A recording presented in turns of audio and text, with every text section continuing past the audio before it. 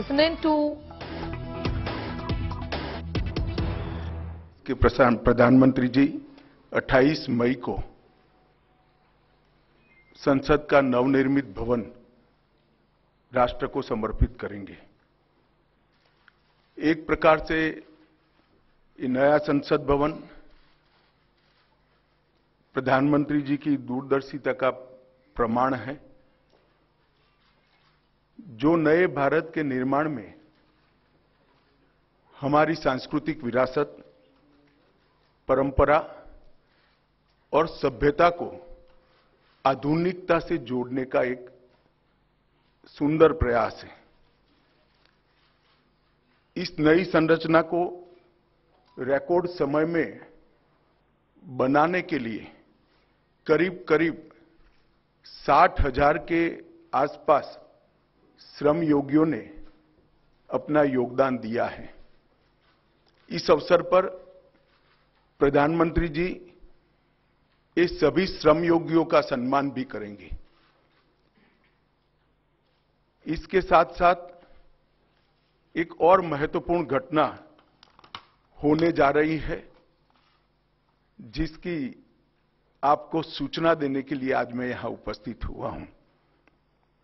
इस अवसर पर एक ऐतिहासिक घटना पुनरावर्तित हो रही है। एक ऐतिहासिक परंपरा पुनर्जीवित भी हो रही है। अभी स्क्रीन पर आप एक सुंदर वस्तु को देख रहे हैं। राजसी लगती है वस्तु, इसके पीछे युगों से जुड़ी हुई एक परंपरा छिपी है। इसको तमिल में सेंगोल कहा जाता है और इस शब्द का अर्थ संपदा से संपन्न और ऐतिहासिक है। आज मैं आप सभी को इसको साझा करने के लिए यहां पर उपस्थित हुआ हूं। यह एक हमारी बहुत पुरानी सभ्यता से जुड़ी हुई प्रथा है, जिसकी गहरी जड़ें देश की परंपराओं में समाहित है। आजादी के अमृत महोत्सव में प्रधानमंत्री जी ने जो कुछ लक्ष्य तय किए थे, उसमें एक लक्ष्य हमारी ऐतिहासिक परंपराओं का सम्मान और उसका पुनः जागरण भी था। ये सेंगोल उसी लक्ष्य की परिपूर्ति के लिए आज मैं आपके सामने इसकी इंफॉर्मेशन को लेकर आया हूं। ये घटना जुड़ी है आजादी की क्षण के साथ। 14 अगस्त 1947 की रात को एक बहुत महत्वपूर्ण ऐतिहासिक और अनोखी घटना ने आकार लिया था, जिसकी 75 साल के बाद आज देश के अधिकांश नागरिकों को जानकारी नहीं है। यह सेंगोल जो अभी आपने स्क्रीन पर देखा था, उसने हमारे इतिहास में एक अहम भूमिका निभाई है और ये सेंगोल अंग्रेजों से भारतीयों के साथ सत्ता के हस्तांतरण का एक प्रतीक बना था। इस घटना के ऐतिहासिक महत्व को जानने के बाद आप सभी को आश्चर्य होगा कि इतने सालों तक ये हमारे सामने क्यों नहीं आई। जब इसकी जानकारी प्रधानमंत्री जी को मिली, इस पर गहराई से विचार करने के बाद प्रधानमंत्री जी ने इसकी गहन जांच के आदेश दिए और फिर निर्णय लिया कि गौरवमयी प्रसंग को ध्रुव तारे के समान, परंपराओं के ध्रुव तारे के समान देश के सामने रखना चाहिए। इसीलिए हमारे नए संसद भवन के लोकार्पण के दिन को चुना गया। अब मैं थोड़ा इस घटना के बाद में आपको बताऊंगा। 14 अगस्त 1947 की रात को लगभग 10:45 पर पंडित जवाहरलाल जी ने विशेष रूप से तमिलनाडु से आए हुए अधिनम से सेंगोल को स्वीकार किया था। उन्होंने इसे अंग्रेजों से भारत को सत्ता प्राप्त करने के प्रतीक के रूप में पूर्ण विधि विधान के साथ स्वीकार किया था। पंडित नेहरू ने 14 अगस्त की रात को अपने निवास पर कई नेताओं की उपस्थिति में सेंगोल स्वीकार कर सत्ता के हस्तांतरण की प्रक्रिया को एक प्रकार से पूरा किया था, जिनमें श्री राजेंद्र प्रसाद भी थे, जो बाद में हमारे राष्ट्रपति बने। ये घटना क्यों और कैसे हुई, हम सब जानते हैं कि सन 47 में भारत को आजादी देने का जब निर्णय हुआ, तब लॉर्ड माउंटबेटन को ये प्रक्रिया को निर्विघ्न समाप्त करने के लिए भारत के वाइसरॉय बनाकर भेजा गया। जब ये प्रक्रिया करने का समय आया, तब लॉर्ड माउंटबेटन, क्योंकि इंग्लैंड से आते थे, इनको हमारी सांस्कृतिक और पारंपरिक व्यवस्थाओं की जानकारी नहीं थी। उन्होंने पंडित जवाहरलाल नेहरू जी को ये प्रश्न किया कि ब्रिटिश से भारतीयों के हाथ में सत्ता का हस्तांतरण के प्रतीक के रूप में कौन सा विशिष्ट परंपरागत समारोह का आयोजन किया जाना चाहिए। पंडित जी भी कंफ्यूज थे। उन्होंने थोड़ा समय मांगा और कहा कि मैं साथियों से चर्चा कर आपको इसके बारे में जानकारी दूंगा। पंडित जवाहरलाल नेहरू जी ने चर्चा करने के लिए अपनी पसंदगी बहुत अनुभवी स्वतंत्रता सेनानी, दार्शनिक, भारतीय परंपराओं के जानकार, इतिहास के मर्मज्ञ ऐसे विद्वान सी राजगोपालाचारी पर नियुक्त की, जिनको हम राजा जी के नाम से जानते हैं। उन्होंने ये बात को राजा जी के सामने रखा। राजा जी ने अनेक पुराने ग्रंथों का अभ्यास कर, अनेक प्रक्रियाओं को स्टडी कर साम्राज्यों के समय में सत्ता के हस्तांतरण की प्रक्रिया का एक सटीक इतिहास रेखांकित कर इस सेंगोल की प्रक्रिया को चिन्हित किया और पंडित नेहरू को बताया कि हमारे यहां हमारी परंपरा में इस सेंगोल के माध्यम से सत्ता के हस्तांतरण की प्रक्रिया को अधिकृत किया गया है। और इस प्रकार ये प्रक्रिया तय हुई और पंडित नेहरू ने पवित्र सेंगोल को तमिलनाडु के अधिनियम से स्वीकार कर अंग्रेजों से भारतीयों के हाथ में सत्ता के हस्तांतरण को आकार दिया। वो ही क्षण था जब पंडित नेहरू ने सेंगोल को स्वीकार किया, जब हम जिसको स्वतंत्रता कहते हैं, इसका सटीक स्तन था।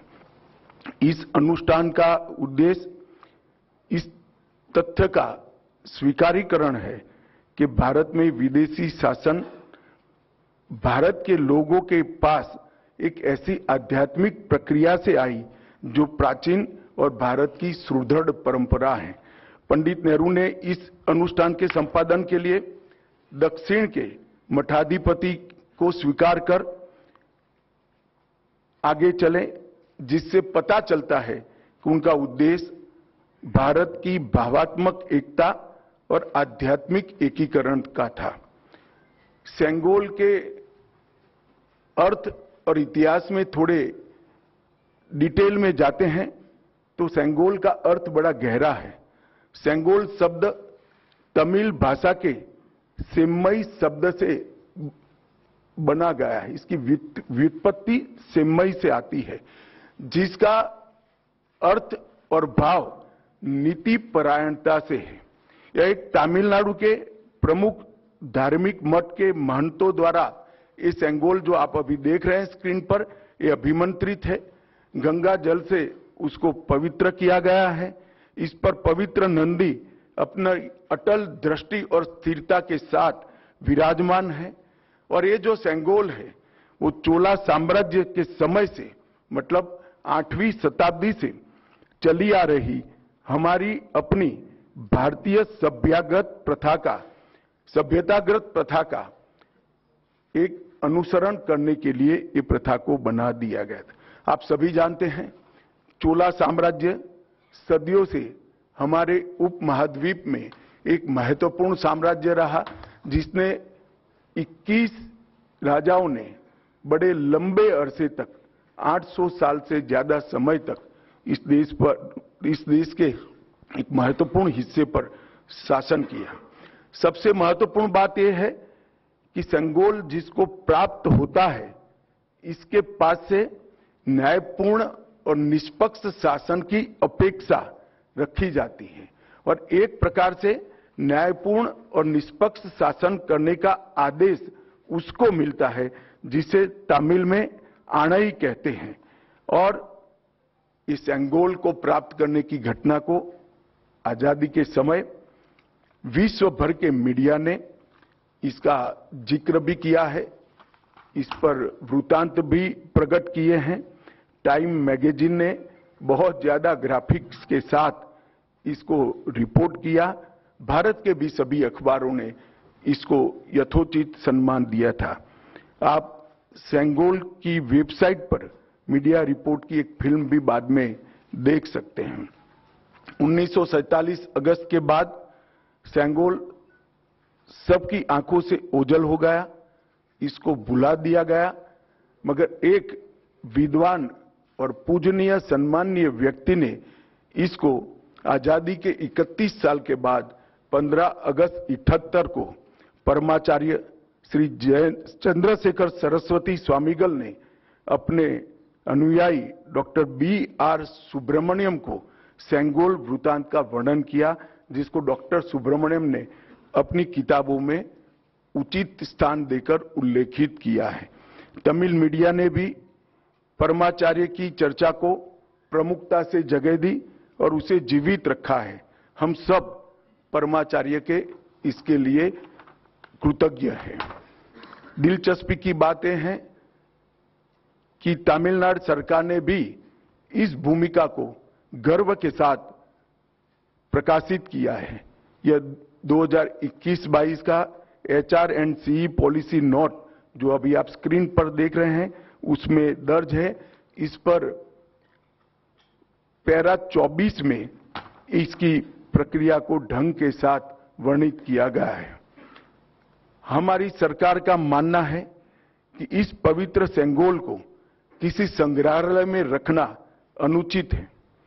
सेंगोल की स्थापना के लिए संसद के भवन से अधिक उपयुक्त और पवित्र और उचित स्थान कोई हो ही नहीं सकता। इसलिए जब संसद भवन का देश को समर्पण होगा, उसी दिन आदरणीय प्रधानमंत्री नरेंद्र मोदी जी बड़ी विनम्रता के साथ तमिलनाडु से आए हुए अधिनियम से सेंगोल को स्वीकार करेंगे और अत्यंत आदरपूर्वक माननीय लोकसभा के अध्यक्ष के आसन के समीप सम्मान के साथ इसको स्थापित करेंगे। मैं मानता हूं कि भारतीय परंपराओं से जुड़ने का एक विरल और महान क्षण होगा। नए भारत को हमारी परंपराओं के साथ, हमारे इतिहास के साथ और हमारे अध्यात्म के साथ उसी क्षण से एक नया अनुसंधान होगा। सेंगोल की स्थापना 1947 की भावनाओं को फिर से एक बार अविस्मरणीय बनाएगी। यह सेंगोल जो है असीम आशाएं, अनंत संभावनाएं और एक मजबूत, स्वतंत्र और समृद्ध राष्ट्र के निर्माण का संकल्प है। यह अमृतकाल का प्रतिबिंब होगा जो भारत को अपने विश्व में यथोचित स्थान ग्रहण के लिए गौरवशाली क्षण का साक्षी बनेगा। यह ऐतिहासिक योजना अधिनियम के अध्यक्षों से विचार विमर्श कर बनाई गई है। यह सभी 20 अधिनियम के अध्यक्ष इस शुभ अवसर पर उपस्थित रहेंगे, जो प्रधानमंत्री जी को सेंगोल अर्पण करेंगे और इस पवित्र अनुष्ठान की पुनःस्मृति में अपना आशीर्वाद भी प्रदान करेंगे। इसके लिए मैं उनके प्रति आभार व्यक्त करता हूं। और एक बहुत हर्ष की बात है कि 14 अगस्त 1947 की प्रक्रिया में जो स्वयं उपस्थित थे वो 96 साल के वुमिंडी बंगारू चेट्टी भी इस कार्यक्रम में सम्मिलित होने वाले हैं। उनका आशीर्वाद भी इस कार्यक्रम को मिलेगा। यह घटना का दूरदर्शन और दी हुई लिंक से सभी मीडिया के माध्यमों से जीवंत प्रसारण देश भर के दर्शकों के लिए, नागरिकों के लिए भी होगा। और अब हम एक डिटेल फिल्म ये पूरी प्रक्रिया पर सांस्कृतिक विभाग ने बनाई है, इसको देखेंगे।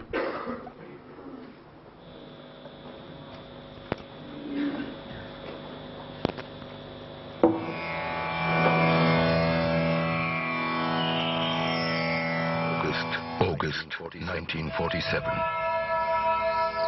Madras Presidency, Tamil Nadu. A group of people were preparing for the trip of their lifetime. They had been called to carry out an important mission, to sanctify and legitimize the transfer of power from one ruler to another. Where were these people going? Delhi. India was getting ready for its freedom, to be rid of the British rulers. After decades of people fighting for self-rule, thousands arrested, killed in action, chasing one goal, Azadi, freedom.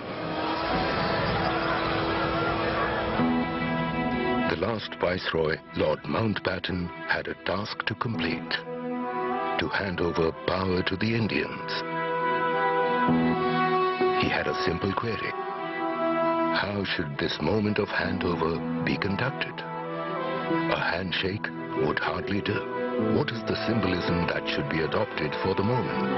He posed this question to Pandit Jawaharlal Nehru. A good question, something that needed thought. A puzzled Nehru turned to the veteran freedom fighter, Shri C. Rajagopalachari. Rajaji, as he was popularly known, was from Tamil Nadu. Nehru respected Rajaji's erudition and knowledge of Indic customs and civilization. Well-read as he was, he found the answer in India's past. In the Chola kingdom of Tamil Nadu, one of India's oldest and longest continuous reigns. The transfer of power from one Chola king to another was marked by the passing of the Sengol, the staff of righteousness, blessed by the high priest of the time, invoking the blessings of Lord Shiva, the Cholas being his ardent devotees. Worship continues in their 1,000-year-old temples to this day. Rajaji recommended that a similar ceremony and symbolism be followed. Nehru accepted this. Rajaji wasted no time in contacting the leading Dharmic mutt or monastery, The Thiruvadurai Adinam, established over 5 centuries prior, located in the heart of Chola land, functioning to this day. The then seer 20th Guru Maha Sannidhanam, Srila Sri Ambalavana Desika Swami, who was ailing at the time, accepted the task. He commissioned the making of the Sengol with famous jewelers, Ummidi Bangaru in Madras. On top of the Sengol was Nandi, symbolizing strength, truth and righteousness. Recalling the making of the Sengol, 96-year-old Shri Bhumidi Ettirajalu. ஆதீனவர்கள் எடுத்துட்டு செய்ய வேண்டும் என்று யாரோ சொன்னார்கள் என்று வந்தார்கள். Drawings எல்லாம் காட்டி, it was round thing with எல்லாம் போல் இந்த மாதிரி செய்ய வேண்டியிருக்கு. இது நல்ல பெரிய இடத்துக்கு போகுது, ஜாகிரதையாக செய்யணும், நல்லா செய்யணும். Then give the order. It was made of silver with golden coating. I was very happy to be associated with the making it. Indian people supervised it. And நமக்கே சுதந்திரம் வந்துடுத்து, அந்த சந்தோஷத்தில் இருந்தோம். அதுக்காக செய்ய வேண்டிய ஒரு செங்கோலை ஜனாதிபதி அவர்கள் நமக்கு கொடுத்ததில் மிகவும் சந்தோஷம். The Holy Seer directed his deputy, Srila Sri Kumaraswamy Thambiran, the Adinam's Oduvar, special singer Manikam, and Nadaswara Vidwan T.N. Rajarathinam Pillai to conduct the proceedings. The delegation was flown to Delhi on a special flight. On the night of August 14, 1947, Srila Sri Kumaraswamy Thambiran gave the Sengol to Lord Mountbatten.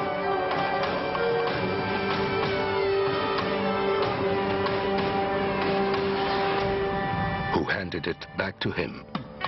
The Sengol was purified with holy water. It was taken in procession to Pandit Jawaharlal Nehru. The Oduvar sang verses from the Kollara Padigam, hymns from the Tevaram, composed by the Tamil saint Tirunjana Sambandar. The sannyasi wrapped Nehru in the Pitambaram and handed over the Sengol. The verse ended with the words, Adiyargal Vanil, Arasalvar, Anai Namade.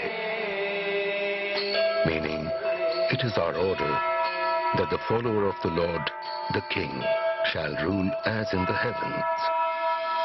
Thus the transfer of power to rule the nation happened with a symbol as per civilization practice from 1,000 years ago, in a remarkable integration of the South and the North, commemorating the birth of the nation as one. Nehru accepted the Sengol in the presence of Sri Rajendra Prasad, who later became the first president of India. This event was reported in local and international media. Time magazine of 25th August 1947 carried the report.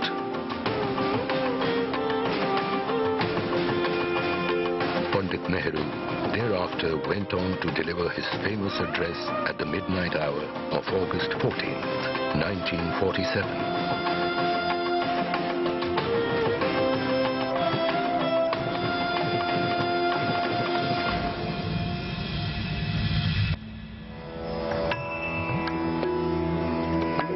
Sengol के बारे में जैसा हम सभी ने देखा, ये बेहद महत्वपूर्ण सूचना, और इसके बाद में अब सेंगोल से जुड़ी हुई वेबसाइट को भी आज लॉन्च किया जाएगा। इस सिलसिले में हम फिर से निवेदन करेंगे केंद्रीय गृह एवं सहकारिता मंत्री श्री अमित शाह जी से कि कृपया वो वेबसाइट का लॉन्च करें।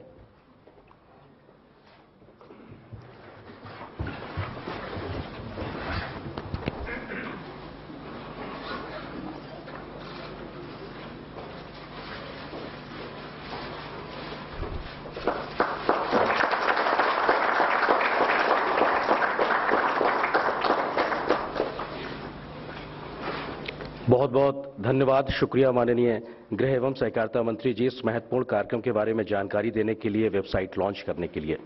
अब सेंगोल से जुड़ी तमाम जानकारियां आप मीडिया बंधुओं के साथ भी साझा की जाएंगी। आप मीडिया बंधुओं को उपलब्ध कराई जाएगी जानकारी में सेंगोल के बारे में प्रेस विज्ञप्ति, मीडिया डॉकेट, पृष्ठभूमि के बारे में जानकारी, अक्सर पूछे जाने वाले प्रश्न यानी FAQs। इसके अलावा सेंगोल के आधीनमों और स्वर्णकार श्री मुम्मीडी जी के प्रवास की जानकारी भी दिल्ली के बारे में वो आपको उपलब्ध कराई जाएगी। और आज की इस प्रेस वार्ता में माननीय गृह मंत्री जी द्वारा सेंगोल के बारे में शुरुआती जानकारी साझा करने के बाद अब आप मीडिया बंधुओं से कुछ सवालों को भी आमंत्रित किया जा रहा है। इस सिलसिले को आगे बढ़ाने के लिए अब मैं आमंत्रित करता हूं पत्र एवं सूचना कार्यालय के प्रधान महानिदेशक श्री राजेश मल्होत्रा जी को। एक सेकंड, पहले मेरा निवेदन है कि इसी प्रक्रिया के बारे में ही सवाल करिए। मैं नहीं चाहता कि कोई राजनीतिक बात आज के महत्वपूर्ण प्रसंग में आए। मैं आपको मिलता ही रहता हूं। 100 नंबर, 100 नंबर, इधर फ्रंट पे। हाँ, अमित जी वणक्कम, Dinamalar Venkatraman from Dinamalar. You made a very elaborate details about the Sengol. It's not only from Chola kingdom, it's the rulers of Tamil Nadu, Pandya, Chera Chola Pandya, everybody was using the Sengol when transits of power. And also indicate the how a king has to rule the country, which indicates to the people of the entire southern India. Now, the southern India people have shut the door for the BJP for the. चलिए मैं समझ गया, हो गया आपका सवाल. Next. Sir, वो आपका कोई रिएक्शन नहीं है क्या सर? चलिए, मैंने कहा ना आज राजनीति की चर्चा नहीं करनी है भाई. आप इतना सुनकर भी इतने सन्नीय पत्रकार होकर करते हैं. सर, आपने जिस तरह से बताया कि 1947 में पंडित नेहरू देश के प्रथम प्रधानमंत्री ने पवित्र सेंगोल को सत्ता हस्तांतरण के प्रतीक के रूप में स्वीकार किया था, अब 28 मई को प्रधानमंत्री नरेंद्र मोदी जी उसी को देश के सामने रखेंगे. गर्व का क्षण होगा और इस क्षण पर सभी को गर्वान्वित होना चाहिए, सबको उपस्थित रहना चाहिए, पूरे देश को भावनाओं के साथ, और जो सांसद हैं या वहां पर रहना चाहिए उपस्थित, इस क्षण को देश के सामने अपने आप को भावना प्रकट करने के लिए. नहीं, हमने तो भारत सरकार ने सबको विनंती किया है कि आप उपस्थित रहिए, सब अपनी अपनी भावना के अनुसार करेंगे. 90. सर, ये वही सिंगोल है जो जवाहरलाल नेहरू जी ने लिया था या नया बना है? और अगर नया है तो पुराना वाला कहाँ है? यही सिंगोल है जो जवाहरलाल नेहरू जी को दिया गया था. जी. 69.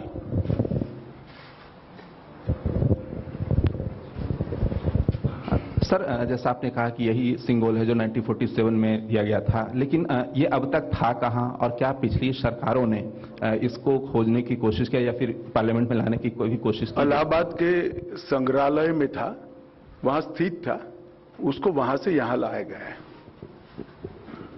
125.